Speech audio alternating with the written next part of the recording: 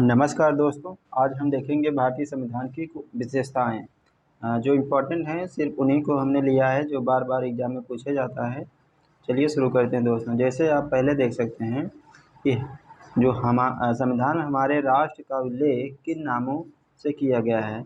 India, that is Bharat, यानी India अर्थात भारत है। हम अगला देखेंगे, भारतीय संविधान में किस प्रकार की शासन प्रणाली की व्यवस्था की गई है। संसदात्मक शासन प्रणाली है। भारतीय संविधान की शासन प्रणाली कैसी है? संसदात्मक शासन प्रणाली है।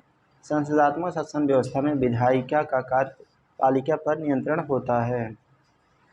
अगला देखिए, अध्यक्षात्मक शासन प्रणाली का आधारभूत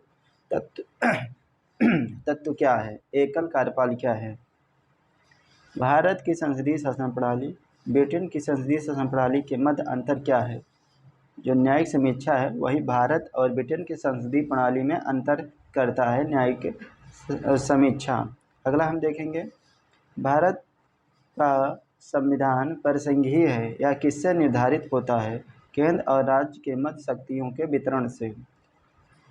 अगला हम देखेंगे कि नीति निर्देशक तत्व मूल अधिकारों को संविधान की आत्मा किसने कहा था? मतलब नीति निर्देशक तत्व तथा मूल अधिकारों को संविधान की आत्मा किसने कहा था? ग्रेनविल ऑस्टिन ने या जी ऑस्टिन ने कहा था। मूल संविधान में कुल कितने अनुच्छेद और कितनी अनुसूचियां थी? 395 अनुच्छेद और 8 अनुसूचियां थी। अगला हम देखेंगे, सर्वप्रथम कांग्रेस के किस अधिवेशन में जनगण मन गाया गया? यह कलकत्ता अधिवेशन 1911 में हुआ था। अगला हम देखेंगे, राष्ट्रगान नेशनल एंथम के गायन का मानक समय कितना है? 52 सेकेंड। ये सब नॉर्मल क्वेश्चन है जो कि पूछा जाता है, हम लोग रिवीजन करते नहीं, इसलिए कन्फ्यूजन की वजह से गलती हो जाती है। भारतीय संविधान की जटिलता के कारण इसे वकीलों का स्वर्ग कहा जाता है। भारतीय संविधान की जटिलता के कारण इसे वकीलों का स्वर्ग कहा जाता है। अगला हम देखेंगे, भारतीय संविधान अधिक कठोर और अधिक लचीले के मध्य एक अच्छा संतुलन है स्थापित करता है। यह कथन केसी ह्यूयर का है। और भारतीय संविधान अंशतः कठोर और अंशतः लचीला है। भारत अर्धसंघात्मक राज्य है, यह किसने कहा था? केसी ह्यूयर ने कहा था। अगला हम देखेंगे, भारतीय संविधान के बेहद होने का कारण है संघ तथा राज्यों के एकल संविधान। मतलब भारतीय संविधान बड़ा होने का एकमात्र कारण है कि संघ और राज्यों का एक ही संविधान है। जैसे अमेरिका में अलग अलग संविधान होते हैं, राज्य का अलग और पूरे देश का अलग संविधान होता है। वहाँ दोहरी नागरिकता चलती है, यहाँ एकल ही नागरिकता है। अगला हम देखेंगे, अपनी राष्ट्रवादी प्रतिक्रिया में भारतीय संविधान के निर्माताओं ने अल्पसंख्यकों के हितों तथा भावनाओं के महत्व को कम करके आंका है। यह कथन किसका है? ऑलिवर जेनिंग्स का। अगला हम देखेंगे, भारत में राजनीतिक सत्ता का प्रमुख स्रोत क्या है? जनता है।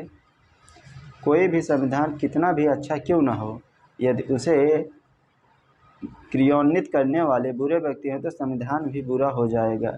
यह डॉक्टर भीमराव अंबेडकर ने कहा था।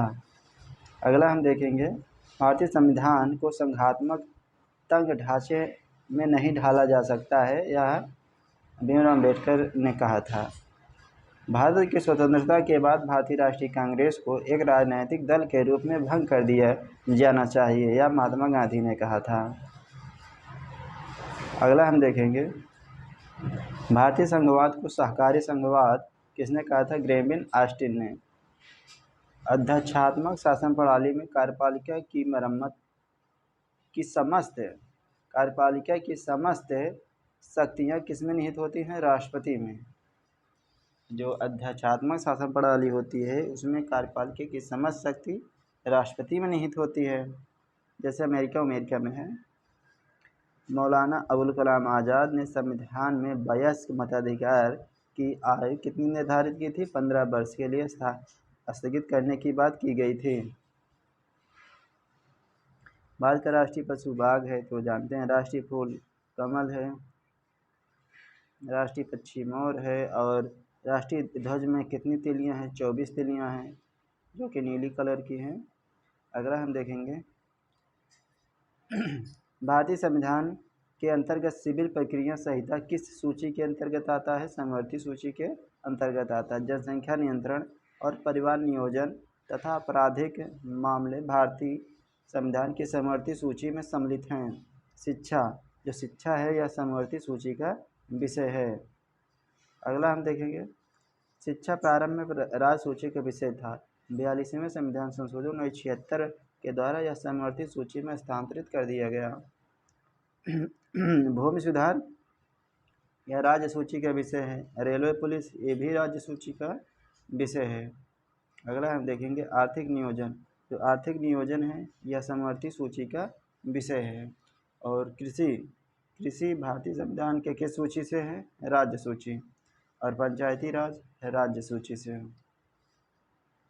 और दंड प्रक्रिया भारतीय संविधान की 7वीं अनुसूची के सूची 3 यानी समवर्ती सूची में शामिल किया गया है। विवाह और विवाह विच्छेद और गोद लेना आज संविधान की 7वीं अनुसूची में किसके अंतर्गत सम्मिलित किया गया है? सूची 3 में यानी समवर्ती सूची में। और ये भी इम्पॉर्टेंट है कि जो विवाह विच्छेद या गोद लेने का उल्लेख संविधान के किस अनुसूची में? 7वीं अनुसूची में, जो समवर्ती सूची के अंतर्गत आता है। चलिए दोस्तों, हम आपको आगे नेक्स्ट पार्ट में हम आपको उद्देश्य और संघ राज्य क्षेत्र के बारे में बताएंगे। छोटा छोटा वीडियो रहेगा, आप लोग भी देख के